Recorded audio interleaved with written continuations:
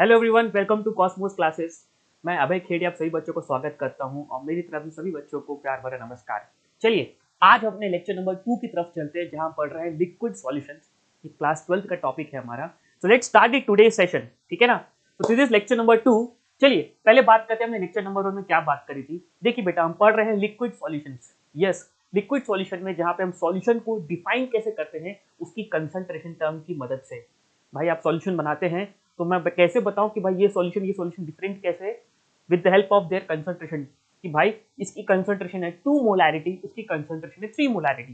That is how we define, या हम दोनों सॉल्यूशन को अलग अलग बाइफरकेट कर सकते हैं, ठीक है ना। और उसके लिए हमको क्या लगती है, कंसंट्रेशन टर्म्स। सो हमने लास्ट क्लास में पढ़ा था कंसंट्रेशन टर्म्स के बारे में, या जो आपने 11th स्टैंडर्ड में ऑलरेडी पढ़ा हुआ है। साथ ही साथ मैंने आपको बोला था कि बहुत इंपॉर्टेंट है इन कंसंट्रेशन टर्म्स का इंटर कन्वर्जन। इसका मतलब सर, इसका मतलब ये है बच्चों बेसिकली कि भाई अगर कोई सॉल्यूशन है, आपने मेरे को उसकी सॉल्यूशन की कंसंट्रेशन को मोलैरिटी में बताया लेट से, या लेकिन मेरे को उसी कंसंट्रेशन सॉल्यूशन की कंसंट्रेशन को परसेंटेज डब्ल्यू बाई डब्ल्यू बताओ, क्योंकि मेरे को हो सकता है उसकी requirement percentage W by W की टर्म्स में हो, मेरे फॉर्मूले में उसकी रिक्वायरमेंट हो। तो क्यों ना मेरे को उस सॉल्यूशन की कंसंट्रेशन इंस्टेड ऑफ मोलैरिटी मेरे को परसेंटेज डब्ल्यू बाई डब्ल्यू बताइए। That is called as interconversion, जिसके बेसिस में हमने लास्ट क्लास में काफी क्वेश्चंस की प्रैक्टिस की थी और कुछ फॉर्मूलेस थे जो आप अगर याद कर लो तो बहुत अच्छी बात। अदरवाइज आप इंटर कन्वर्जन का एक जनरल तरीका भी है, जिसको मैं 11th की जब रिकॉर्डिंग करूंगा तो इसमें इन डेप्थ तरीके से आपको बताऊंगा। फॉर एग्जांपल पहला इंटर कन्वर्जन का मैंने आपको रिलेशन दिया था, बस रिवीजन है बेटा, एक तरह से सिर्फ रिवीजन है आप लोगों के लिए, कि अगर आपको मोलैलिटी और मोल फ्रैक्शन के बीच में रिलेशन चाहिए तो मोलैलिटी मोलैलिटी बेटा क्या होता है, सॉल्वेंट का मास आता है, याद करो नीचे। उसमें भी बेटा मॉलिक्यूलर मास ऑफ सॉल्वेंट है, कुछ याद रखने का तरीका। Molality equals to mole fraction of solute upon mole fraction of solvent into 1000 by molar mass of solvent, ठीक है ना। तो क्वेश्चन में क्या होगा बेटा, हो सकता है आपको मोलैलिटी की जरूरत हो, लेकिन आपके क्वेश्चन में आपको मोल फ्रैक्शन दे रखा हो सॉल्यूट का। सॉल्वेंट को तो आप निकाल ही लेंगे बेटा 1 माइनस एक्स करके, और सब्स्टिट्यूट करके आप फाइनली मोलैलिटी भी निकालेंगे। तो that is the purpose of this interconversion. Similarly हमारा मोलैलिटी और मोलैरिटी, कैपिटल एम और स्मॉल एम के बीच में भी रिश्ता है, एक रिलेशन है। That is molality equals to 1000 into molarity upon 1000 into density. This density is the density of solution minus molarity into molar mass of solute है यहाँ पे। अब सर यार मोलैरिटी याद रखने का तरीका बेटा देखो, फॉर्मूला थोड़ा बहुत याद रखने की कोशिश करो कि कंफ्यूजन ये रहे कि किसका मोलर मास है।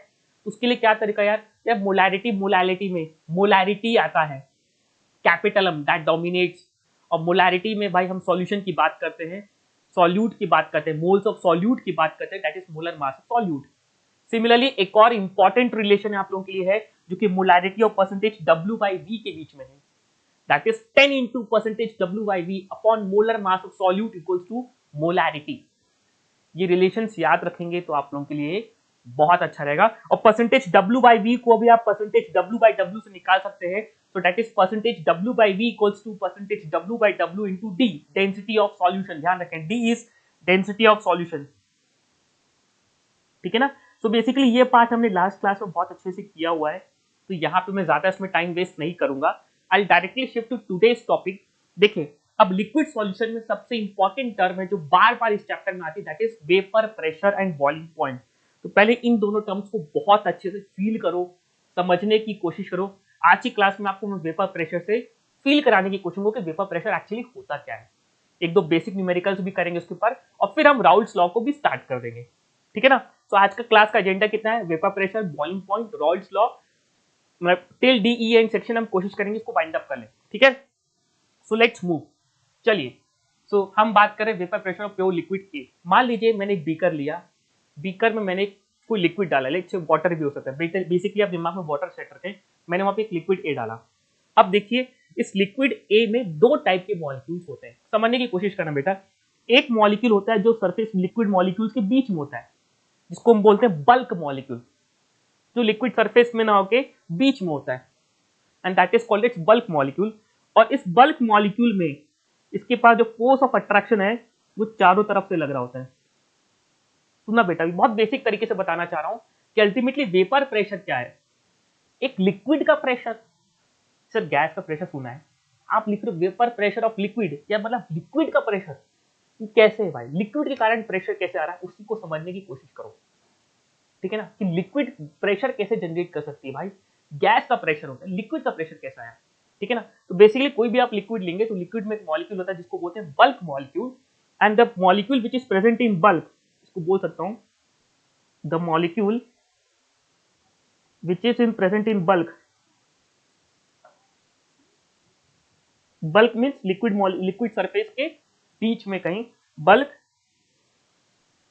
Has it has force of attraction from all direction, इसके पास यूनिफॉर्म फोर्स ऑफ अट्रैक्शन क्या सभी तरीके से लग रहा होगा बेटा, एक मॉलिक्यूल दूसरे मॉलिक्यूल को अट्रैक्ट कर रहा होगा, तो बेटा ये मॉलिक्यूल चारों तरफ से घिरा हुआ है, तो नो डाउट इस मॉलिक्यूल पे जो बल्क में है, जो लिक्विड सरफेस के नीचे है, इसके पास चारों तरफ से बराबर फोर्स ऑफ अट्रैक्शन लग रहा होगा, लाइक जैसे ये स्टेशनरी होगा, इक्विलिब्रियम होगा।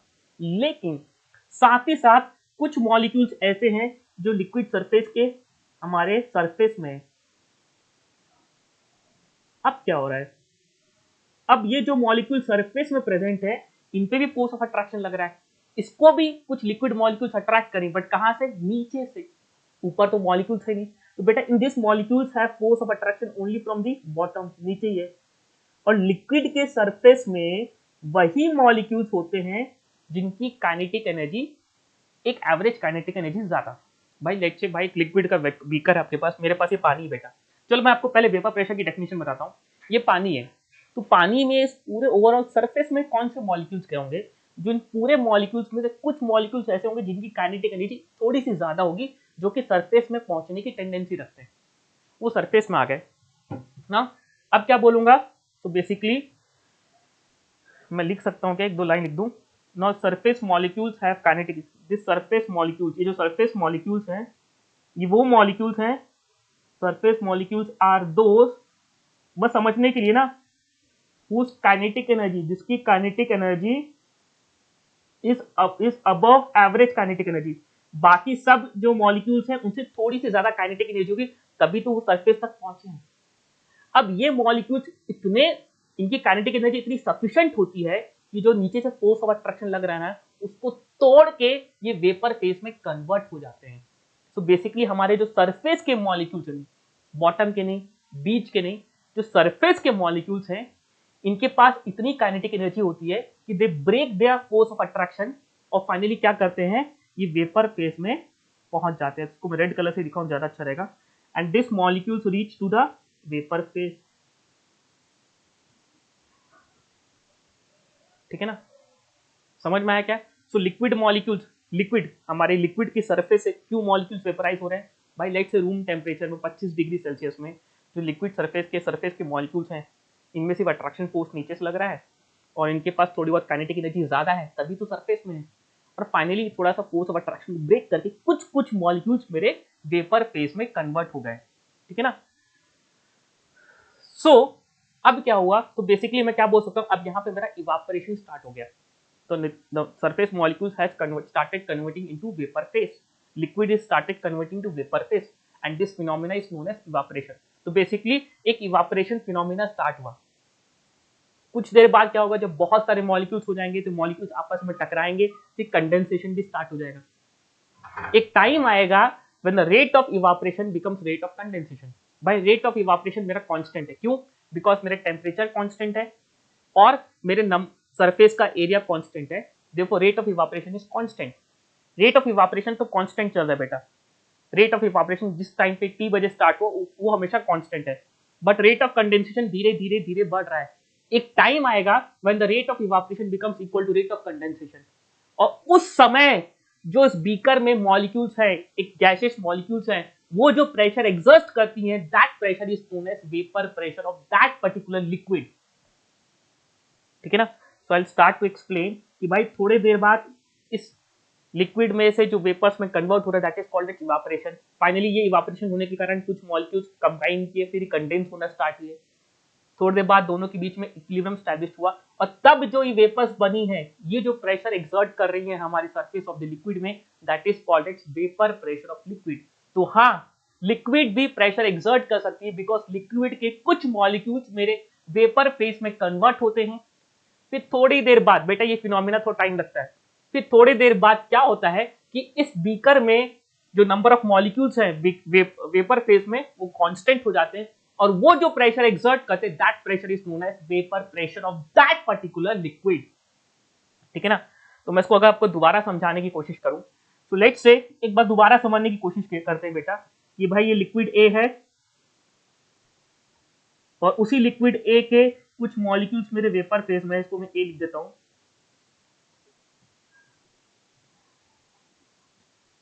और कुछ देर बाद इसके इनके evaporation, that is rate of evaporation is equals to rate of condensation हो गया। और उस पर्टिकुलर टाइम पे जो लिक्विड के मॉलिक्यूल्स प्रेशर एक्सर्ट करती हैं that pressure P is known as vapour pressure of liquid. ये प्रेशर जो P एक्सर्ट करे that is called vapour pressure of liquid. And once the system has reached to equilibrium, so the system will remain at equilibrium because किसी भी system की equilibrium state is the most stable state. वो thermodynamically उस system की most stable state होती है। Therefore जैसे system equilibrium पे आएगा and that particular time system will remain at equilibrium, it means अब वेपर प्रेशर कांस्टेंट हो जाएगा, और वो प्रेशर आपको जो प्रेशर है that pressure is known as vapour pressure. इसको एक डायग्राम की मदद से समझते हैं, ग्राफ की मदद से भी समझने की कोशिश करते हैं कि भाई जो मेरा रेट ऑफ इवापोरेशन है वो तो कांस्टेंट है, this is my rate of evaporation. इसको थोड़ा मैं डायग्राम से बनाऊं, रेट ऑफ इवापोरेशन तो constant, this is the diagram for rate of evaporation. Rate of evaporation constant क्यों है भाई? बिकॉज इवापोरेशन किस पे डिपेंड करता है? टेम्परेचर में, जो कि no doubt room temperature constant है। और इवापोरेशन डिपेंड करता है मेरे सरफेस एरिया पे कि भाई सरफेस कितना बड़ा, जितना बड़ा सरफेस इवापोरेशन उतना फास्ट। बीकर फिक्स्ड है तो रेट ऑफ इवापोरेशन भी कांस्टेंट है, लेकिन रेट ऑफ कंडेंसेशन धीरे धीरे बढ़ेगा।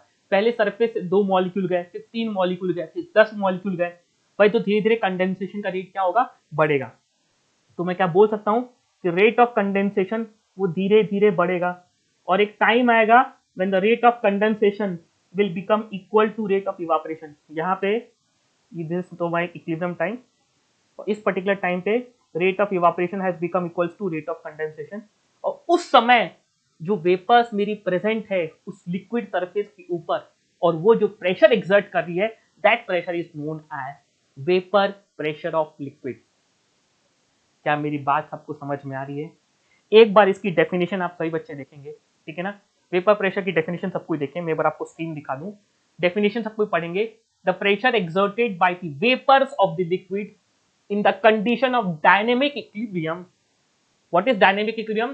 भाई ऐसा टाइम जहां पे rate of evaporation has become equal to rate of condition over the surface of the liquid. ये जो वेपर्स हैं ऑब्वियस है सरफेस ऑफ द लिक्विड में जो प्रेशर एक्सर्ट कर रही हैं in a closed container is known as vapour pressure. ठीक है, आई थिंक सबको डेफिनेशन क्लियर है। एक बार वो डायग्राम फिर से बना देता हूं बिकॉज नो डाउट अपन ने वो डायग्राम यहाँ पे बनाया नहीं है। तो बेसिकली इस लिक्विड ए के जो सरफेस के मॉलिक्यूल्स हैं उसके कुछ मॉलिक्यूल्स मेरे वेपर फेस में पहुंच गए, ठीक है ना, और उनके बीच में थोड़ी देर बाद इक्विलिब्रियम स्टैब्लिश हो गया। इक्विलिब्रियम स्टैब्लिश हो गया मींस सर क्या हो गया? The rate of evaporation has become equal to rate of condensation, now the system will remain at equilibrium. Now कुछ मॉलिक्यूल्स मेरे वेपर फेस में है और ये जो प्रेशर एक्सर्ट कर रही है that pressure is known as vapour pressure of liquid. तो समझ में आया भाई हम लिक्विड का भी प्रेशर कैसे होता है, आपको समझ में आया? तो बेसिकली मैं बोल सकता हूं कि सर ये आपकी बोतल में पानी है, क्लोज्ड कंटेनर है, तो इस पानी के कुछ मॉलिक्यूल्स होंगे तो वेपर फेस में कन्वर्ट हुए होंगे। हाँ भाई दिख नहीं रहा है सब मेरे को बट हुए होंगे, एकदम इवापोरेशन टाइप्स नहीं कि सब बॉयल हो रहा है एकदम दिख रहा है आपको, भाप नहीं दिखेगी, बट कुछ मॉलिक्यूल्स बाय डिफॉल्ट यहाँ पे वेपर फेस में कन्वर्ट हुए। थोड़े बहुत देर बाद सिस्टम में इक्विलिब्रियम स्टैब्लिश होगा और उस समय जो वेपर्स हैं वो जो प्रेशर एक्सर्ट कर रही हैं that is called its vapour pressure of this particular liquid. क्या मेरी बात क्लियर है सबको? ठीक है ना। नाउ अब आप लोग ये चीज मेरे को बताएं, मैं कुछ वेपर प्रेशर की कुछ इंपॉर्टेंट प्रॉपर्टीज के बारे में आपसे बात करना चाह रहा हूँ कि वेपर प्रेशर अल्टीमेटली क्या है। कुछ इंपॉर्टेंट प्रॉपर्टीज की अगर मैं बात करूं, since it is an equilibrium phenomena, ये इक्विलिब्रियम स्टेट की बात है, मगर आपके सामने expression, let's me try to write an expression. Basically let's say ये H2O लिक्विड है, ये थोड़ी देर बाद H2O गैस में कन्वर्ट हो रहा है और थोड़ी देर बाद इसमें इक्विलिब्रियम स्टैब्लिश हो गया। थोड़ी देर बाद इक्विलिब्रियम स्टैब्लिश हो गया, लेट्स से मेरा लिक्विड ही वाटर था, थोड़ी देर बाद इक्विलिब्रियम स्टैब्लिश हो गया, तो क्या मैं इसके इक्विलिब्रियम कांस्टेंट को Kc को क्या मैं कंसंट्रेशन ऑफ H2O गैस लिखूंगा बेटा? लिक्विड तो आएगा ही नहीं पिक्चर में, बिकॉज लिक्विड की एक्टिविटी कितनी होती है 1, पढ़ा है आपने 11th स्टैंडर्ड में। या फिर Kp लिखूंगा तो भी क्या लिखूंगा? It is partial pressure of H2O gas. भाई लिक्विड तो आता ही नहीं एक्सप्रेशन में, लिक्विड की एक्टिविटी क्या होती 1।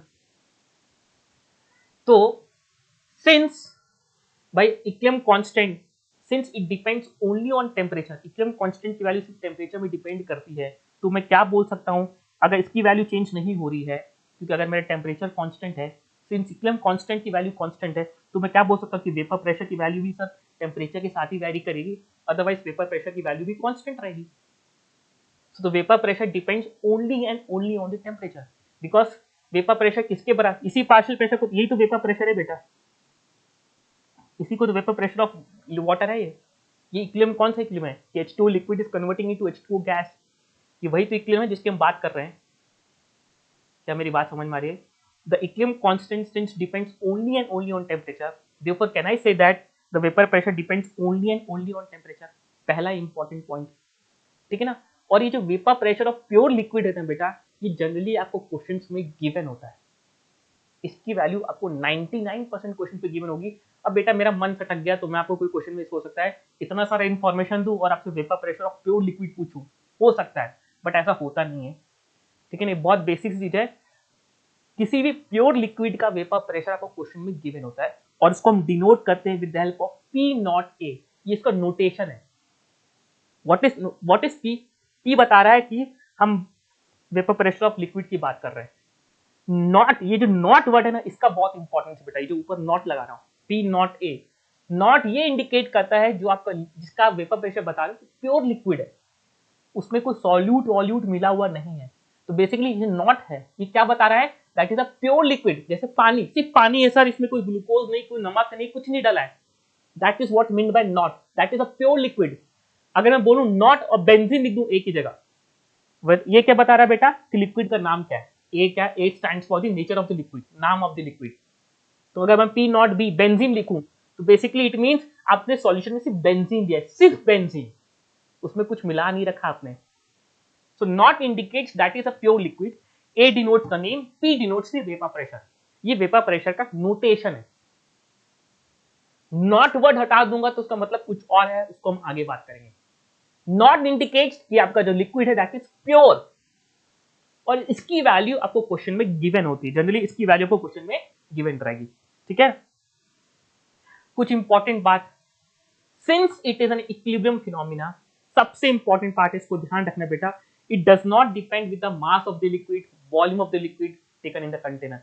भाई मैंने अभी आपके सामने इक्विलिब्रियम कांस्टेंट का एक्सप्रेशन लिखा था, Kp लिखा था, it is partial pressure of H2O gas, ठीक है ना। ये जो इक्विलिब्रियम कांस्टेंट है, सिंस इस इक्विलिब्रियम कांस्टेंट की वैल्यू चेंज नहीं हो रही है, तो बेटा जो हमारा जो वेपर प्रेशर है, इसकी वैल्यू भी ना तो मास ऑफ द लिक्विड डिपेंड करती है, ना ही वॉल्यूम ऑफ द लिक्विड में। इट मींस, मैं आप लोगों के एग्जांपल के लिए बेटा ये 2 बॉटल लेके आया हूं, दोनों बॉटल में पानी है, ठीक है ना, मैं पी के बता दूंगा आपको पानी है। सो बेसिकली इन दोनों बॉटल में जो वाटर का टेम्परेचर भी दैट इज ऑल्सो कांस्टेंट, दोनों में मैंने सेम पानी रखा है, दोनों का टेम्परेचर जो मैंने रूम टेम्परेचर में पानी मिला मैंने वो डाला है, और रूम का टेम्परेचर भी कांस्टेंट है।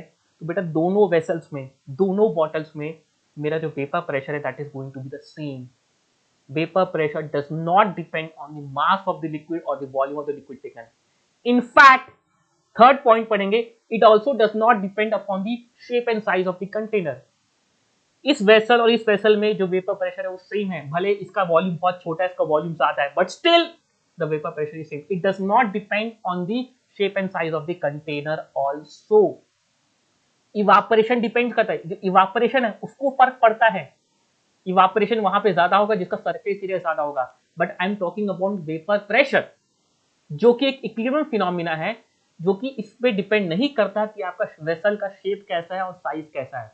तो बेसिकली मैंने आपके सामने जो डायग्राम बनाया है उसको देखो, सभी सरफेस में, सभी बीकर्स में हमने क्या लिखा है? प्योर लिक्विड ए लिया है, सभी बीकर्स में लिक्विड है, ए है, एक ही टाइप का कोई लिक्विड है, मतलब सब में वाटर है, सब में या तो बेंजीन है। तो सभी बीकर के अंदर जो वेपर प्रेशर होगा that is going to be the same. Vapour pressure does not depend upon the size and shape of the container, mass of the liquid taken, volume of the container, it does not depend on any of the phenomena. Vapor pressure depends only and only on the temperature. और temperature के साथ उसका क्या रिश्ता है मैं आपको बताऊंगा। क्यों सर टेम्परेचर के साथ? Because vapour pressure is an equilibrium phenomena, और इक्विलिब्रियम कांस्टेंट सिर्फ किस में डिपेंड करता है? टेम्परेचर में। Therefore vapour pressure depends only and only on temperature, और हमारे इस पूरे चैप्टर में टेम्परेचर कांस्टेंट रहेगा बेटा। तो अल्टीमेटली अगर मैंने आपको कोई वेपर प्रेशर की वैल्यू दी तो बेटा हो सकता है वो लिक्विड हमने दूसरे कंटेनर में डाल दिया तो भी वेपर प्रेशर की वैल्यू सेम रहेगी। अगर आपने कोई प्योर लिक्विड लिया, लाइक से पानी का वेपर प्रेशर मैंने आपको दिया और आपने उस पानी को दूसरे बीकर में डाल दिया, तो भी अगर मैंने इसके लिए पी नॉट ए दिया है तो इसका भी पी नॉट ए सेम है। प्योर लिक्विड की बात करो बेटा, अभी हम प्योर लिक्विड की बात करें, ध्यान रखना। सॉल्यूशन की वेपर प्रेशर की हम बात करेंगे, वही तो इस चैप्टर का पार्ट है, वो आगे करेंगे अपन, वही तो थ्योरी है जो मेन सीखना है हमको, ठीक है ना। अब इस पे बेस्ड कुछ छोटे छोटे कंसेप्ट, ये क्वेश्चंस आपने ऑलरेडी करे होंगे अपने लास्ट ईयर 11th के चैप्टर में gaseous state, but I think वहां पे आपको थोड़ी बहुत अंडरस्टैंडिंग कम होगी। अब वो पार्ट हम यहाँ पे कवर करने वाले हैं। थोड़ा बहुत इस क्वेश्चन को सॉल्व करें तो अंडरस्टैंडिंग और अच्छी आपकी डेवलप होगी। पहला क्वेश्चन है, सभी बच्चे रीड करेंगे। क्वेश्चन में क्या दिया है? A mixture of helium and neon gas is collected over water. अब आपने हीलियम नियॉन गैस को क्या लिया? पानी के ऊपर लिया है, खाली कंटेनर नहीं है। The mixture of helium and neon gas is taken over a water, is collected over a water at 28 degree Celsius and 745 mm of Hg। हमने नियॉन और हीलियम को लिया है और हमारा प्रेशर कितना हो गया है? 745 mm of Hg। कुछ ऐसी बात हुई है। मैं इसको अगर मैं फोटो की फॉर्म में बनाने की कोशिश करूं तो ऐसा एक सिस्टम है, ठीक है ना। इसमें हमने पानी भी ले रखा है, this is water also, there is some water also. और बीकर के अंदर कौन कौन सी गैस भरी हुई बेटा? इस बीकर के अंदर भरी हुई हमारे पास हीलियम एंड नियॉन दोनों भरी हुई है। और इस सिस्टम का टोटल प्रेशर मेरे को कितना दे रखा है बेटा? 745 mm ऑफ Hg। देखो बेटा मैं भी क्वेश्चन को पढ़ रहा हूँ, आगे बढ़ रहा हूँ। मैंने इन्फॉर्मेशन जो दी उसको डायग्राम के फॉर्म में पुट अप किया। This gases has been taken above water. क्या हो रहा होगा सर? चलो बाद में बात करते हैं, पहले क्वेश्चन पढ़ते हैं। If the partial pressure of helium is, अब इसमें जो सिस्टम है, what is partial pressure? The pressure exerted by the helium. It is a mixture of gas, helium neon है, उसमें जो हीलियम के कारण प्रेशर एग्जिट हो रहा है। सो बेसिकली क्वेश्चन में दिया है the partial pressure of helium कितने दिया क्वेश्चन में? 368 mm ऑफ Hg, ये क्वेश्चन में दिया है। आपसे पूछा है then what is the partial pressure of neon, then what is the partial pressure of neon. कई बच्चे क्या करेंगे, सीधे क्या बोलेंगे, सर हमको तो पता है, हमने डाल्टन्स लॉ पढ़ा है सर। डाल्टन्स लॉ के अकॉर्डिंग क्या होता है? The total pressure of the mixture of gas equals to partial pressure of each gas, आपने पढ़ा है। तो आप तो क्या करोगे सर, पी टोटल को आपने अगर कर दिया P total equals to P helium plus P neon करके आप सॉल्व कर दिया अगर, और आप बोलोगे सर पी टोटल तो दिया है, पी हीलियम दिया है, हम यहाँ से नियॉन का निकाल लेंगे, ये गलत हो जाएगा, ये गलत हो जाएगा। क्यों भैया, ऐसा क्या हो गया सर कि गलत हो जाएगा? समझने की कोशिश करो बेटा। अभी इस वक्त आपने दोनों गैसेस को पानी के ऊपर लिया है, और ये जो पानी है, मैंने आपको बोला बेटा लिक्विड एक्सर्ट्स वेपर प्रेशर। अभी लिक्विड के मॉलिक्यूल्स भी कुछ ना कुछ वेपर्स में कन्वर्ट हुए होंगे थोड़ी देर बाद, 5 मिनट 10 मिनट बाद, और फाइनली उनका एक वेपर प्रेशर क्रिएट होगा। तो क्या बोल सकता हूँ कि इस बीकर में कहीं ना कहीं मेरे पास वाटर के भी वेपर्स है, मेरे पास H2O गैस भी है, और वो भी तो मेरा प्रेशर में कंट्रीब्यूट किया होगा जब मैंने टोटल प्रेशर निकाला होगा। तो मैं क्या बोल सकता हूं कि total pressure equals to partial pressure of helium plus partial pressure of neon plus partial pressure of H2O। बोलूंगा कि नहीं? बोलूंगा कि नहीं? And what is partial pressure of H2? It is vapour pressure of H2, because obvious है एक particular fix temperature में एक लिक्विड कितना वेपर का जनरेट करता है, उसका वेपर प्रेशर कितना हमको पता होता है, फिक्स्ड होता है। और एक क्वेश्चन में गिवन है vapour pressure of water eight 28 degree Celsius given है 28.3, ये क्वेश्चन गिवन है। क्या मेरी बात समझ में आ रही सही बच्चों को? कि यहाँ पे since the gas is collected over the liquid, therefore ये लिक्विड के कुछ मॉलिक्यूल्स होंगे जो वेपर फेज में कन्वर्ट हुए होंगे, और थोड़ी बहुत उसके कारण ये प्रेशर क्रिएट होगा, और उसी को तो हम वेपर प्रेशर बोलते हैं। तो जो टोटल प्रेशर है, this total pressure also includes the pressure of the water. And what is pressure due to water बोल सकता हूँ। What is pressure due to water? That is vapour pressure of water. Question में कहीं लिखा नहीं, but it's by default understood. What is pressure of water? It is basically vapour pressure of water.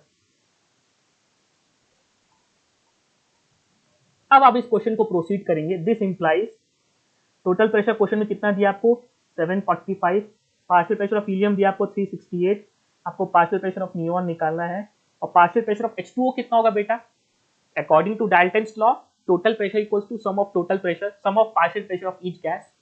तो water का partial pressure कितना होगा, जो उसका वेपर प्रेशर होगा, बिकॉज आपने वाटर गैस के फॉर्म में नहीं डाला, वो कुछ लिक्विड से कन्वर्ट हुआ और उसमें वेपर के फॉर्म बना, तो बेसिकली उसी को तो वेपर प्रेशर बोलते हैं। तो पार्शियल प्रेशर ऑफ H2O कितना होगा क्वेश्चन में दिया है 28.3, therefore partial pressure of neon कितना हो गया, मैं डायरेक्टली कैलकुलेटर सॉल्व कर रहा हूँ टाइम बचाने के बस। सो बेसिकली 745 माइनस हम करेंगे 368 माइनस 28.3, सॉल्व करके आया 348.7, आई थिंक हमारा आंसर आ चुका है। It is 348.7 mm of Hg and the correct answer is है। क्या मेरी बात सबको समझ में आ रही बेटा, मैं फील कराने की कोशिश कर रहा हूँ। हो सकता है सवाल आपने लास्ट ईयर किया हुआ है गैसियस स्टेट में, एक और सवाल आया हूँ उसके लिए, बट मेरे को फील कराना बहुत जरूरी था। तो क्या मेरा पहला पॉइंट आपको क्लियर हुआ क्या, what is vapour pressure, it is a pressure exerted by the vapours of the liquid. क्या इस लिक्विड की कुछ मॉलिक्यूल्स मेरे वेपर में कन्वर्ट होते हैं, एंड फाइनली दैट जो प्रेशर एक्सर्ट होता है at the condition of dynamic equilibrium is known as vapour pressure. क्या मेरी बात सबको सुनाई, क्या वेपर प्रेशर की डेफिनेशन सबको क्लियर है कि आपने सर यहाँ पे कोई गैस तो नहीं भरी, बट नो डाउट कुछ ना कुछ लिक्विड के मॉलिक्यूल्स, वाटर के मॉलिक्यूल्स यहाँ वेपर फेज में कन्वर्ट हुए हैं। वो कौन से मॉलिक्यूल्स हैं, वो सरफेस के मॉलिक्यूल्स हैं जिनकी काइनेटिक एनर्जी थोड़ी ज्यादा थी और वो अट्रैक्शन फोर्स को तोड़ के हमारे इवापोरेट हो गए थे। फाइनली कुछ देर बाद कंडेंसेशन भी स्टार्ट हुआ, बिकॉज मॉलिक्यूल्स टकराए, पास पास आए, कंडेंसेशन स्टार्ट हुआ, कंडेंस हुए, और तब जाके जब इक्विलिब्रियम एस्टैब्लिश हुआ, तब जो प्रेशर एक्सर्ट किया that is called its vapour pressure of that particular liquid. तो हाँ, लिक्विड भी प्रेशर एक्सर्ट करती है, उनका भी एक वेपर प्रेशर होता है, that is called its vapour pressure of liquid. कुछ पॉइंट्स और मैंने आपको लिखाए थे, सॉरी, कि the vapour pressure does not depend on the shape and size of the container. एक उस पर बहुत इंटरेस्टिंग और बहुत शानदार सवाल, मोस्ट एक्सपेक्टेड क्वेश्चन है बेटा, आप लोग प्लीज इस क्वेश्चन को बहुत अच्छे से सॉल्व करेंगे। बहुत ही अच्छा सवाल है और एक बहुत कॉमन क्वेश्चन है, कई बार आता है, कई बार आ भी चुका है, बच्चे तो भी गलती करते हैं। आराम से शांत मन से इस सवाल को पढ़ेंगे, बहुत ही प्यारा question. The vapour pressure of water eight 80 degree Celsius is 355 mm/G। आपको वाटर का वेपर प्रेशर दिया है, तो क्या मैं इसको ऐसे लिख सकता हूँ, मतलब मैं इंफॉर्मेशन लिख रहा हूँ, can I write this as, therefore solution हम करना स्टार्ट करें। क्या मैं इस इंफॉर्मेशन को ऐसे लिखूं, P नॉट ऑफ H2O, भाई वाटर है, प्योर वाटर का वेपर प्रेशर दिया है, तो P नॉट ऑफ H2O, क्या मैं लिख दूं कुछ ऐसा 355 mm/G। जस्ट आपको इंफॉर्मेशन लिखना सिखा रहा हूं, ठीक है ना। तो क्या बोला है, अ 1 litre vessel contains O2 at 80 degree Celsius which is saturated with water and a total pressure being 760 mm/Hg। क्या दिया है, ये एक लीटर का वेसल है, एक 1 लीटर का वेसल है, दिस इज 1 लीटर वेसल, ठीक है ना, which contains O2 gas at again 80 degree Celsius में, ये O2 गैस को कंटेन करता है, and which is saturated with water. It means इसमें पानी इतना सफिशिएंट है, पानी इतना सफिशिएंट है, what is mean by saturated, it has sufficient amount of water, इतना पानी है कि अपना वेपर्स बना ले, वेपर्स बना के वेपर प्रेशर को जनरेट करे, जितना वेपर प्रेशर जनरेट होता है दैट पर्टिकुलर टेम्परेचर उतना डेवलप हो जाए। भाई ऐसा भी हो सकता है ना कि पानी आपने 2 बूंद डाल दिया है, तो हो सकता है वो 2 बूंद के कारण उतना वेपर प्रेशर क्रिएट ही नहीं हो पाया जितना होना था उस पर्टिकुलर टाइम पे। सो सैचुरेटेड मींस जितना सफिशिएंट पानी होना चाहिए, that is what it was there, so it is saturated with water, ये पानी से भरा हुआ है ना, एंड यहाँ का सफिशिएंट वाटर है, एंड यहाँ का टोटल प्रेशर दिया है मेरे को कितना क्वेश्चन में 760 mm/Hg। अब मेरे ख्याल से आपको बताने की जरूरत नहीं है कि जो टोटल प्रेशर है 760 में, यहाँ पे पार्शियल प्रेशर ऑफ O2 भी है plus partial pressure of H2O भी है। क्या ये बात सबको क्लियर है, and what is partial pressure of H2O, it is vapour pressure of H2O, because that pressure, वो जो प्रेशर है that pressure is due to the liquid. क्या मेरी बात क्लियर है, तो this total pressure is due to the this total pressure. अभी system के अंदर 2 गैसेस हो गई, कौन कौन सी, एक H2O गैस भी हो गई सर, O2 तो है ही, साथ में H2O गैस भी हो गई, because this beaker contains liquid also, water also. क्या ये मेरी बात क्लियर है? अब क्वेश्चन में क्या बोला है, now the contents of the vessel were pumped into 0.3 litre. अब ये पूरा का पूरा जो कंटेंट है इस वेसल का, पूरा का पूरा कहाँ पंप कर दिया अपन, एक 0.3 लीटर के वेसल में, 0.3 लीटर के वेसल में इसको डाल दिया गया। एट द सेम टेम्परेचर आपसे क्या पूछा गया है, that what is the pressure of the gas at new vessel. अब यहाँ का सिस्टम का टोटल प्रेशर आपसे पीटी डैश पूछा गया है। ये सवाल सबको क्लियर है? सवाल समझ में आया सबको? देखिए क्या हो रहा होगा, थोड़ा सा आपको अंडरस्टैंडिंग दे रहा हूँ, फिर आगे बढ़ूंगा। आपको पहले वेसल का क्या इन्फॉर्मेशन दिया है कि आपको पहले वेसल का टोटल प्रेशर दिया है। अब वो टोटल प्रेशर किसके किसके कारण है सर? वो टोटल प्रेशर है एक तो O2 गैस के कारण, साथ ही साथ it is due to the water also, it is due to H2O vapour also, H2O gas also. क्यों H2O गैस? बिकॉज हमारी जो H2O लिक्विड है वो वेपर्स में कन्वर्ट हुआ एंड इसके कारण भी कुछ ना कुछ प्रेशर क्रिएट हुआ है, उसी को हम वेपर प्रेशर बोलते हैं।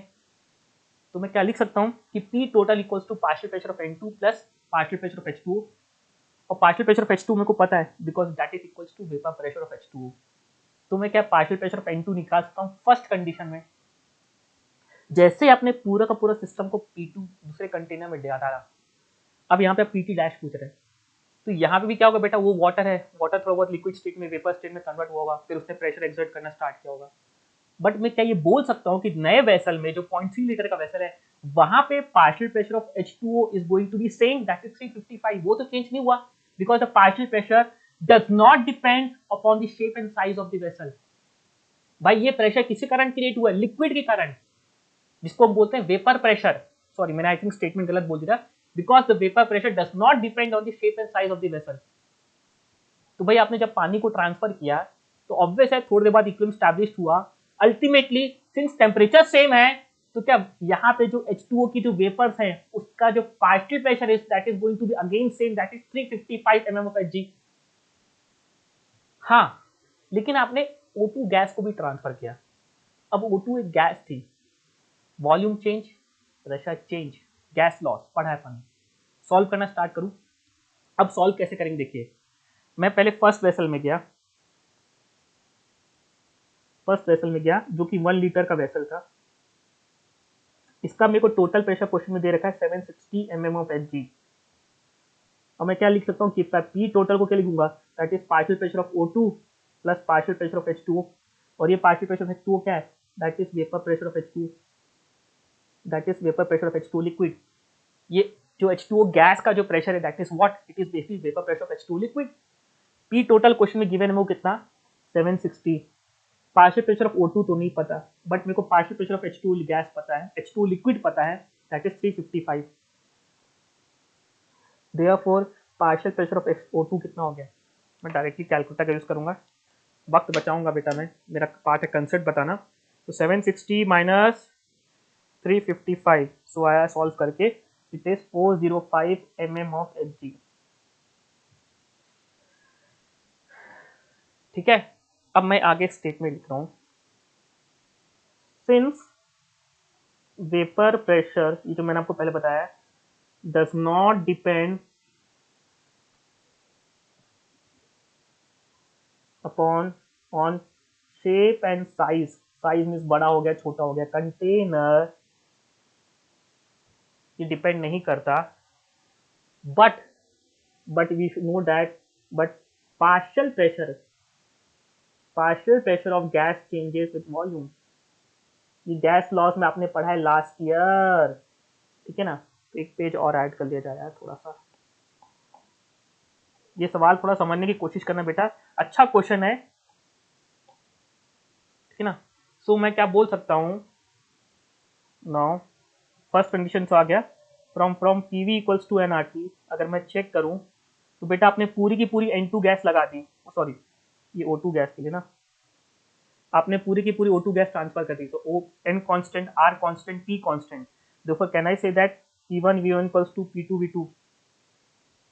so can I say that therefore partial pressure of O2 into volume 1 है into partial pressure of O2 dash into volume कितना है 0.3।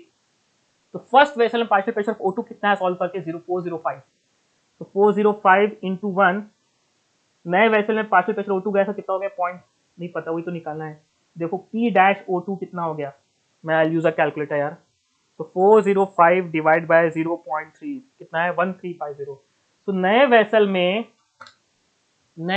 में ऑन द न्यू वेसल जो हमारा 0.3 लीटर का था, इसमें पार्शियल प्रेशर ऑफ O2 कितना आ गया मेरा, 1350। बेटा वो तो गैस थी जो कि आपने ट्रांसफर करी, लेकिन जैसे ही वॉल्यूम चेंज हुआ पार्शियल प्रेशर चेंज हो गया, because P1 equals to P2V2।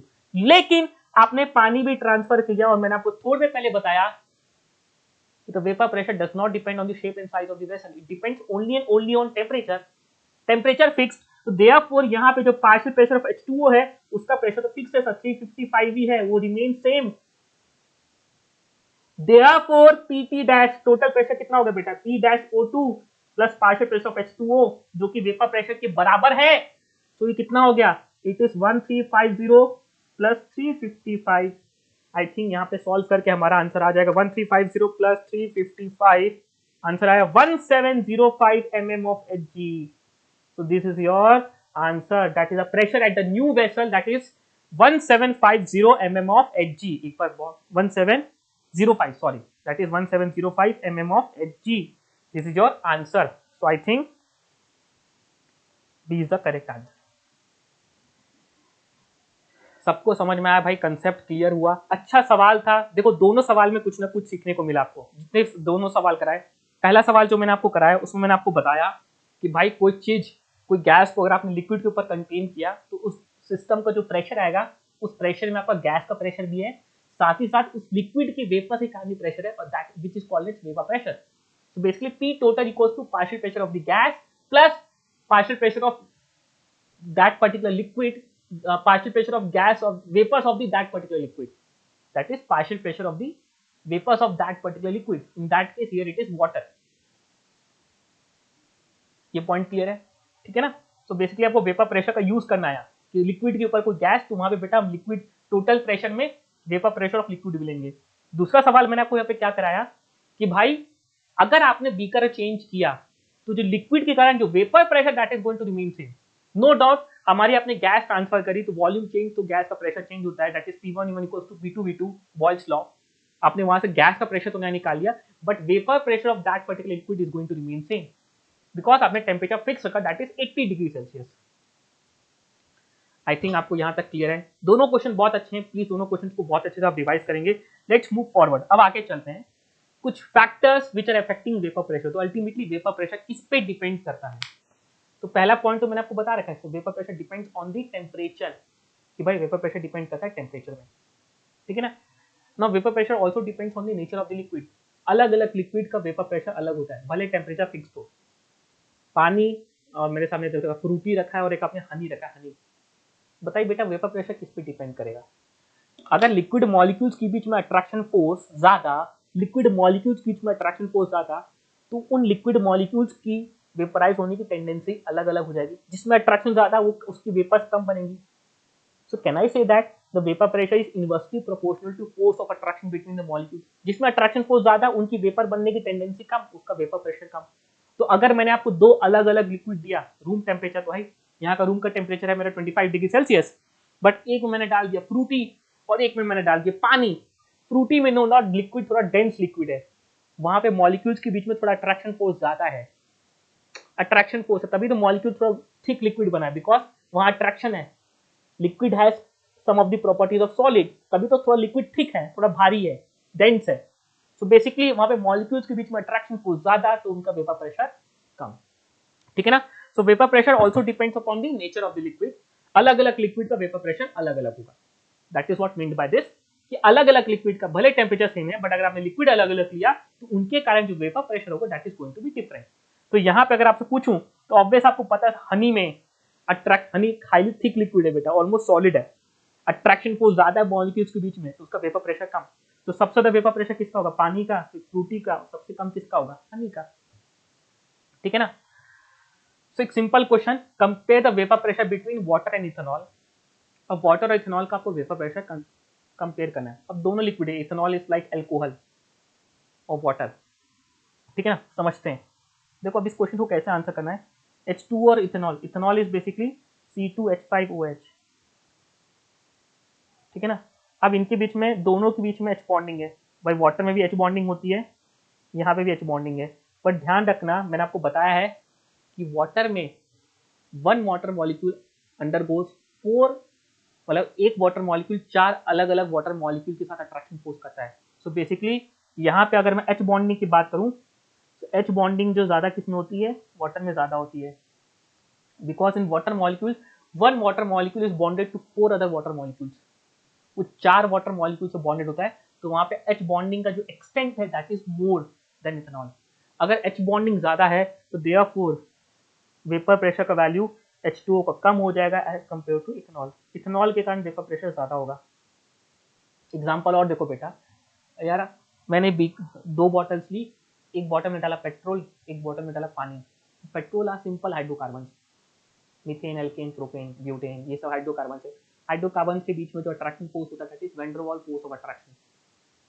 और वाटर में अट्रैक्शन फोर्स होता है कौन सा, H bonding. H bonding is stronger than van der Waals force of attraction. तो ऑब्वियस है, सो जो वाटर में मॉलिक्यूल में फोर्स ऑफ अट्रैक्शन ज्यादा, तो वाटर के मॉलिक्यूल्स वेपराइज कम होंगे एज कम्पेयर टू पेट्रोल। तो जो पेट्रोल वाला बीकर है ना, जिसमें आपने पेट्रोल डाला बेटा, उसमें जो प्रेशर होगा that is going to be more. ठीक है, यहां तक सबको क्लियर है। So the vapour pressure is inversely proportional to force of attraction between the molecules. जिसमें अट्रैक्शन फोर्स ज्यादा, वहां पे मॉलिक्यूल्स की बनने की टेंडेंसी कम, वेपर फेज में बनने की टेंडेंसी कम, तो वहां पे वेपर प्रेशर भी कम। ठीक है ना।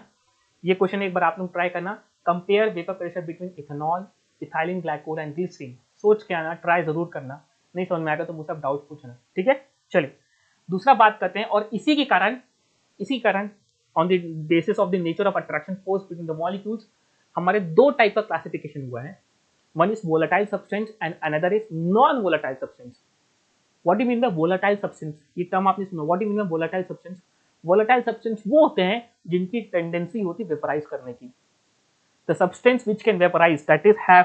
अब जो सब्सटेंस वेपराइज हो सकता है, अगर उस सब्सटेंस को मैं बीकर में डालूंगा और कंटेनर को क्लोज कर दूंगा, तो नो डाउट वो कुछ ना कुछ definite value of vapour pressure देगी।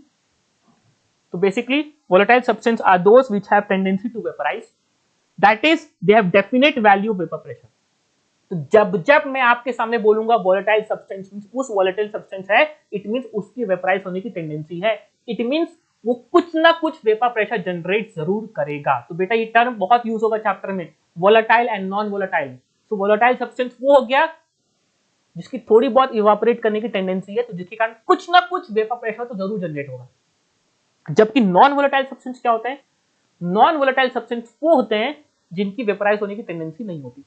अगर वेपराइज होने की टेंडेंसी नहीं है बेटा, तो काहे का वेपर प्रेशर? जब वेपराइज ही नहीं हो सकते तो काहे का वेपर प्रेशर?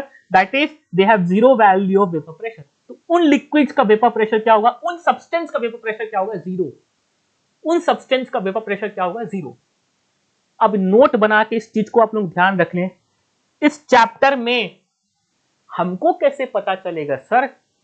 पहली बात सवाल आपके मन में आएगा, सर हम जब क्वेश्चन को सॉल्व करेंगे तो जो सब्सटेंस ऐड किया है अपने पानी में, हमको कैसे पता चलेगा सर कि वो सब्सटेंस वोलेटाइल है कि नॉन वोलेटाइल? वोलेटाइल समझने की कोशिश करो बेटा, बिकॉज ये पॉइंट आपका क्लियर होना बहुत जरूरी है।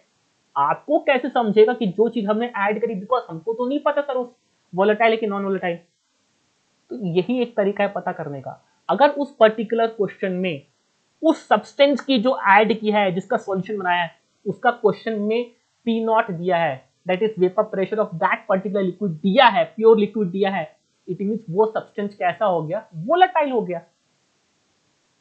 सवाल में कैसे समझोगे कि भाई ये सब्सटेंस वोलेटाइल है कि नॉन वोलेटाइल? बिकॉज हम क्वेश्चन करेंगे तो हम जब लिक्विड सॉल्यूशन बनाने वाले हैं आगे जाके इस चैप्टर में, हम उसमें वोलेटाइल सब्सटेंस भी डालेंगे, हम उसमें नॉन वोलेटाइल सब्सटेंस भी डालेंगे। लेकिन आपको कैसे पता है जो सब्सटेंस वोलेटाइल है कि नॉन वोलेटाइल? क्वेश्चंस में आपको कैसे पता चलेगा हमको कौन सा केस पढ़ना है, कौन सा केस लगाना है?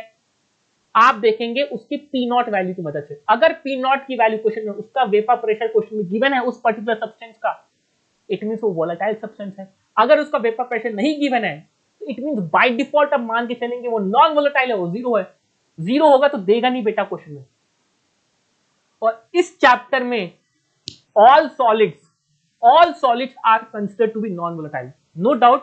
कुछ सॉलिड्स हैं जो इवापोरेट होते हैं, जो वोलेटाइल होते हैं, बट हम सभी सॉलिड को इस चैप्टर में नॉन वोलेटाइल मानेंगे। अब जैसे कि नमक NaCl non volatile, glucose solid होता है non volatile, sucrose non volatile, urea भी केमिकल होता है जो यूज होता है ऐसा फर्टिलाइजर में, that is also solid in nature. ये बहुत कॉमनली यूज होने वाले चैप्टर में है।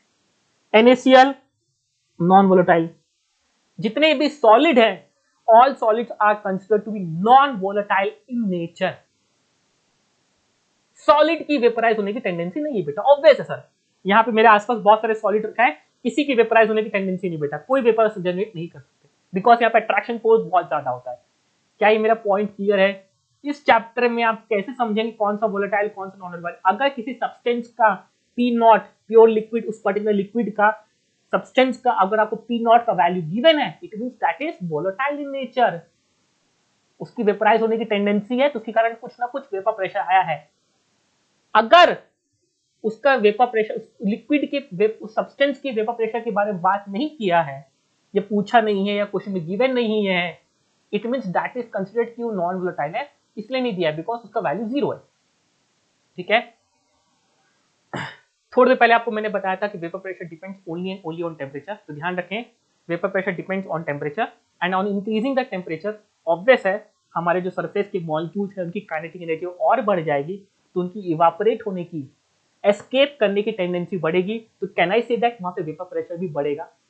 लॉजिकली बताओ यार, टेम्परेचर बढ़ाओगे तो जो लिक्विड के मॉलिक्यूल्स हैं और ज्यादा इवापोरेट करेंगे, तो जितने ज्यादा मॉलिक्यूल्स होंगे हमारे उस बीकर में, उस एम्प्टी स्पेस में, वहां पे वेपर प्रेशर ज्यादा होगा। So can I say that vapor pressure is directly proportional to temperature? सिर्फ इतना काफी है। The kinetic energy of the molecules increases and every molecule increases, so their escaping tendency also increases, hence vapor pressure also increases. अब मैं आपको इसका graph बता देता हूँ कि वेपर प्रेशर और टेम्परेचर के बीच में ग्राफ कैसा होता है, ये आपको ध्यान रखना है। इसके बीच का रिलेशन क्या है, रिलेशन मैं आपको लिख रहा हूँ आगे जाके, बट ये ग्राफ आपको पता होना चाहिए, ग्राफ का नेचर कैसा है, ये बहुत काम करता है। तो वेपर प्रेशर टेम्परेचर के साथ बढ़ता है और उसका ग्राफ कुछ ऐसा होता है, ये ऐसे कर्व टाइप होता है और ऐसे बढ़ता है, बढ़ रहा है। The vapour pressure is increasing, temperature बढ़ाओ तो वेपर प्रेशर भी क्या हो रहा है मेरा, बढ़ रहा है, ऊपर की तरफ जा रहा है। टेम्परेचर बढ़ रहा है, वेपर प्रेशर बढ़ रहा है, ठीक है ना। तो कुछ ग्राफ ऐसा होता है हमारा। अब इसका रिलेशन क्या होता है टेम्परेचर ऑफ लिक्विड के साथ, variation of vapour pressure with temperature का रिलेशन क्या होता है, ये आपका वही एक्सप्रेशन होता है जो आपका इक्विलिब्रियम का एक्सप्रेशन होता है। ln of vapor pressure at temperature 2 upon vapor pressure 1 is equals to delta H vaporization upon R 1 upon T1 minus 1 upon T2. This is a relation between vapor pressure and temperature. What is Vp1? It is vapor pressure at temperature T1. What is Vp2? It is vapor pressure at temperature T2. सबसे important part है unit. देखो आज तक इसमें सवाल नहीं पूछा गया ना जेई पे, बट ये रिलेशन आपको पता होना चाहिए, बिकॉज ऐसा जेई ने मेंशन नहीं किया है, बट ये पूछा जा सकता है, ठीक है ना। So what is Vp2? This is the vapour pressure at temperature T2. What is Vp1? It is vapour pressure at temperature T1। ध्यान रखना दोनों टेम्परेचर हमेशा, टेम्परेचर पूरी केमिस्ट्री बेटा हमेशा केल्विन में रहेगा, गलती से भी ना सेल्सियस में डाल देना तो तुम लोग की मैं छोड़ूंगा नहीं तुम लोग को, ठीक है ना। दूसरी इंपॉर्टेंट पॉइंट देखो, delta H vaporisation that is enthalpy of, what is delta H vaporisation? Delta H vaporisation is enthalpy of vaporisation, इसको बोलते हैं एंथैल्पी ऑफ वेपराइजेशन। अब ये क्वेश्चंस में गिवन होता है जनरली किलो जूल पर मोल या किलो कैलोरी पर मोल, किसमें दिया होता है किलो जूल्स पर मोल या किलो कैलोरी पर मोल, जनरली यूनिट्स में ही दे रहा था, बट आपको इसको यूज करना है, जनरली कन्वर्ट करेंगे, या तो आप इसको कन्वर्ट करेंगे जूल पर मोल में या तो कैलोरी पर मोल में। किलो जूल से क्यों नहीं, क्यों सर? अगर आपने जूल पर मोल में लिया तब उस केस में आपकी आर का वैल्यू रहेगी 25/3 वाली, जूल कैलोरी पर मोल केल्विन, जूल पर मोल केल्विन बेटा, बिकॉज आर की वैल्यू आपको जूल की यूनिट में पता है। तो एंथैल्पी ऑफ वेपरेशन भी किसमें रहेगा, जूल पर मोल में। अगर आपने आर का वैल्यू कैलोरी पर मोल में कन्वर्ट कर लिया तब उस केस में आर की वैल्यू आप यूज कर पाएंगे 2 कैलोरी पर मोल केल्विन। ये जो आर की वैल्यू है बेटा किलो कैलोरी है, किलो जूल्स नहीं होती बेटा, जूल्स में होती है, आपको पता है। It is 25/3 which is 8.314 joule पर मोल केल्विन होती है ना। तो आर की वैल्यू जूल में, तो डेल्टा एच का वैल्यू भी जूल में, ना कि किलो जूल्स में। तो डेल्टा एच का वैल्यू किस में डालेंगे, जूल पर मोल में। जनरली गिवन होता है किलो जूल्स में, इंटू 1000 करना मत भूलना। सिमिलरली या तो किलो कैलोरी में जाएगा तो इंटू 1000 करना मत भूलना, बिकॉज अब आर का वैल्यू 2 कैलोरी डालने वाले हैं। ठीक है, ठीक है, ये रिलेशन है, इसको बोलते हैं। अब नेक्स्ट टर्म के ऊपर आते हैं जो इस चैप्टर में काफी बार आप लोग को आएगा, that is going to be boiling point. Boiling point को जल्दी से खत्म करते हैं। आई थिंक वेपर प्रेशर आप सभी बच्चों को समझ में आ गया है, ठीक है ना। तो let's discuss boiling point. Boiling point क्या होता है, बस 10 मिनट में इसको खत्म करेंगे, इस सेशन को ही वाइंड अप करेंगे। फिर नेक्स्ट सेशन में हम कंटिन्यू करेंगे, जहां वेपर प्रेशर एक सॉल्यूशन का निकालेंगे। जब आपने लिक्विड में कुछ सॉल्यूट डाला, तब जो सॉल्यूशन बना उसका वेपर प्रेशर निकालेंगे with the help of Raoult's law. तो ये नेक्स्ट सेशन में ये दोनों पार्ट को कंटिन्यू करेंगे। पहले आप बॉइलिंग पॉइंट समझ लें कि बॉइलिंग पॉइंट क्या होता है। देखो बॉइलिंग पॉइंट क्या होता है, what do understand boiling point. मैं घर पे गया, मैंने गैस में पानी चढ़ाया, और जैसे गैस में पानी चढ़ाया थोड़ी देर बाद मेरे को लगा यार कि पानी बॉईल हो रहा है। तो बेसिकली किस पर्टिकुलर कंडीशन में बोलूंगा कि मेरा पानी बॉईल होना स्टार्ट हो गया, किस पॉइंट पे बोलूंगा कि मेरा वाटर स्टार्ट बॉइलिंग। क्या 5 मिनट बाद बोलूंगा, कोई टाइम है क्या कि हाँ सर 10 मिनट बाद आप बोल देना सर पानी आपको बॉईल होना स्टार्ट हो चुका है। So what is basically when can I say that the water had start boiling, कब बोलूंगा कि मेरा पानी बॉईल होना स्टार्ट हो गया है।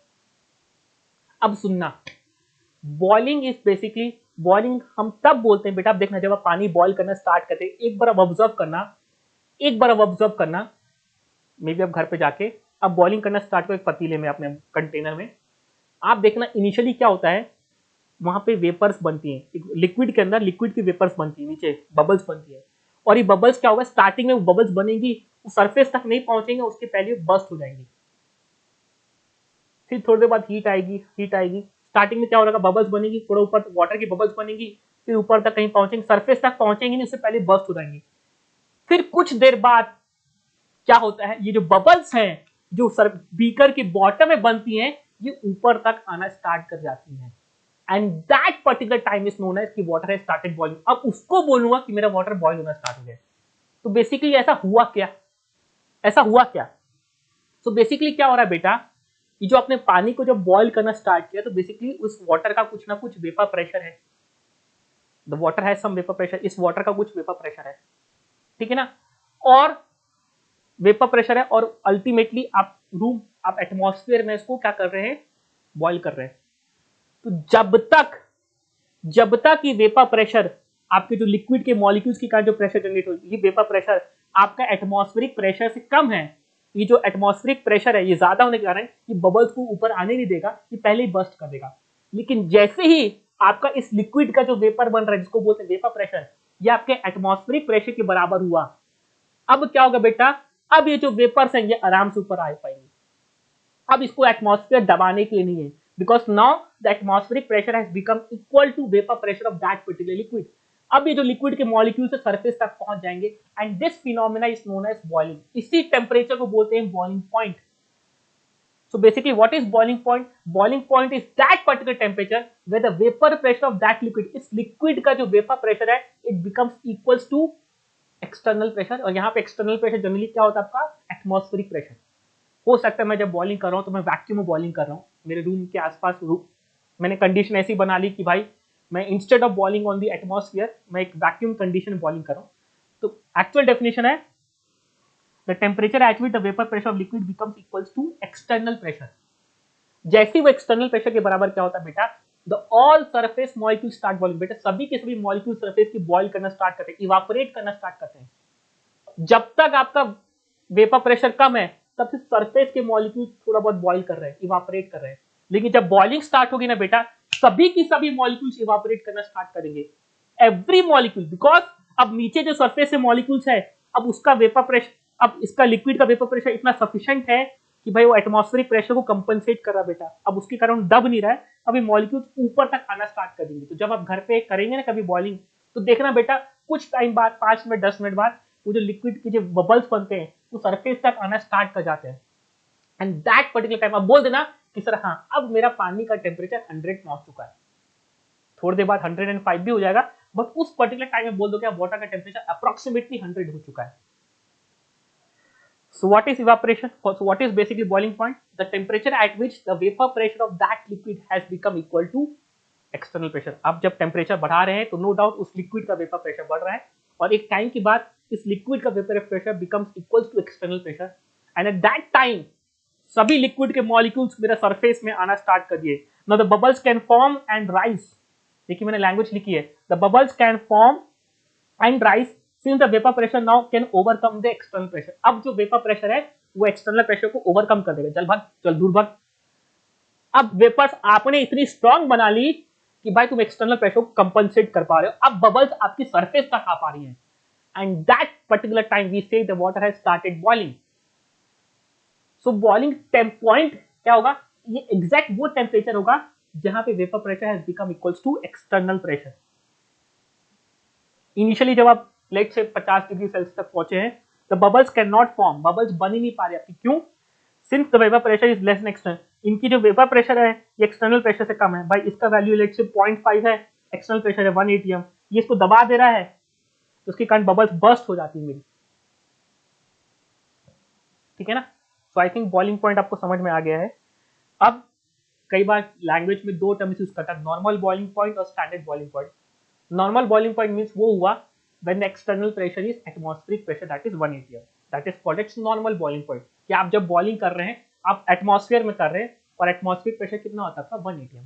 So what do you understand by normal boiling point? When the boiling is taking place at atmospheric pressure which is 1 atm।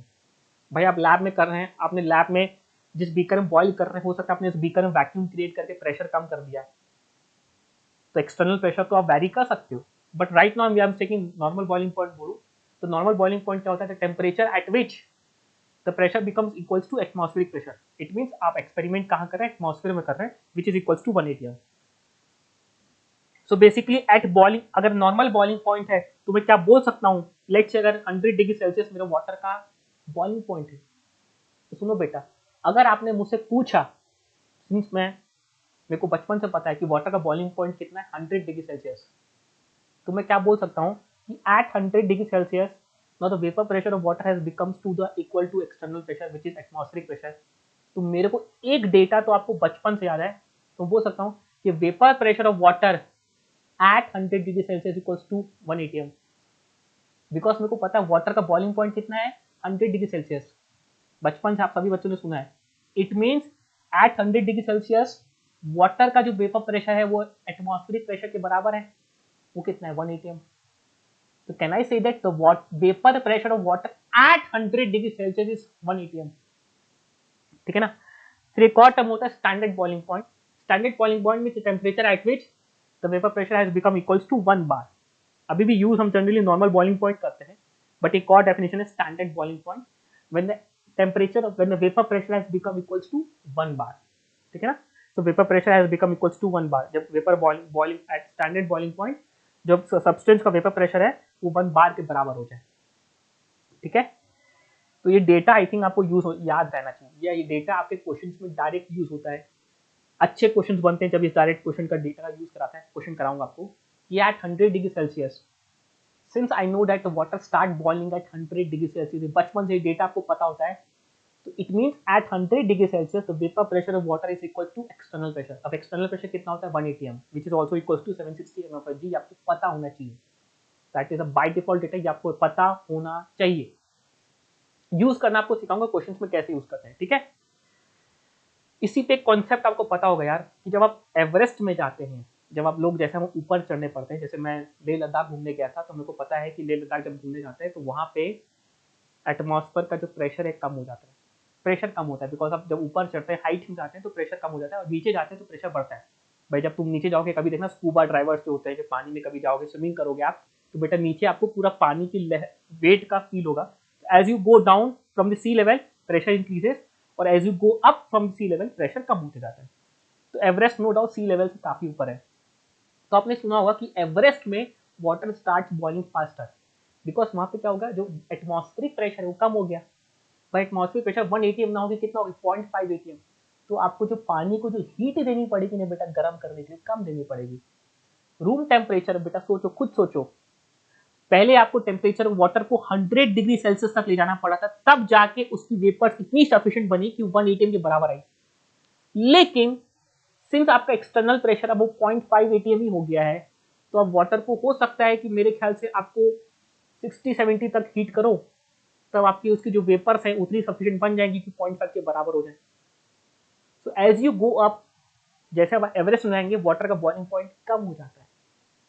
C level में जहां हम बैठे हैं, एक्सपेरिमेंट कर रहे हैं, वहां नो डाउट वाटर का बॉइलिंग पॉइंट फिक्स्ड है, that is 100 degree Celsius, but as you go up वहां पे वाटर का बॉइलिंग पॉइंट कम हो जाता है। वहां पे आपके जो अंडे है वो जल्दी उबलेंगे, वहां पे आपकी राइस है जल्दी कुक हो जाता है, rice cook faster in hills, because वहां पे जो बॉइलिंग पॉइंट है वाटर का वो कम हो जाता है। अब बॉइलिंग पॉइंट कम तो अल्टीमेटली वहां पे कुकिंग फास्ट होती है, ठीक है ना। सो आई थिंक हम आज के सेशन को ही वाइंड अप करते हैं, बिकॉज आज के सेशन में वेपर प्रेशर पे ज्यादा ले लिया, एक्सपेक्टेड नहीं था, बट नो डाउट वो क्लास में पढ़ाते पढ़ाते फ्लो इतना ज्यादा आ गया कि सेशन लंबा चला गया। But next class is going to very important. हम चैप्टर के अब न्यूमेरिकल कंसेप्ट में एंटर कर जाएंगे, that is Raoult's law and vapour pressure. Raoult's law की मदद से हम सॉल्यूशन का, अब लिक्विड का एक सॉल्यूशन बनाया जाएगा बेटा, कि लिक्विड के अंदर एक सॉल्यूट डाला जाएगा और उस पर्टिकुलर सॉल्यूट के डालने के बाद जो सॉल्यूशन बना उसका वेपर प्रेशर निकाला जाएगा। तो next class is going to be very important. हम चैप्टर में नेक्स्ट क्लास में एंटर करेंगे, बट उसके पहले आपको वेपर प्रेशर और बॉइलिंग पॉइंट का फील होना बहुत जरूरी था, ठीक है ना। सो आज की class is was very important. Next class we going to continue with Raoult's law and vapour pressure of liquid solution. इसके 3 केस बना के अपन पढ़ेंगे, तीनों केस में हम पहले वेपर प्रेशर निकालेंगे और फिर चैप्टर में आगे बढ़ेंगे, ठीक है ना। तो आज की क्लास ये पे खत्म करते हैं। अगर आपको वीडियो को देख के मजा आया तो please subscribe our channel and अपने दोस्तों को बताओ, प्रमोट करो, शेयर करो कि भाई यहाँ पे केमिस्ट्री के रूल लेक्चर्स आएंगे, आप लोगों को बहुत मदद करेंगे आपके जेई लेवल में, आपको नीट में, आपके सीबीएसई में। And please also press the bell icon so that you can watch your lectures regularly, ठीक है ना। सी यू बच्चा पार्टी, टेक केयर, गुड।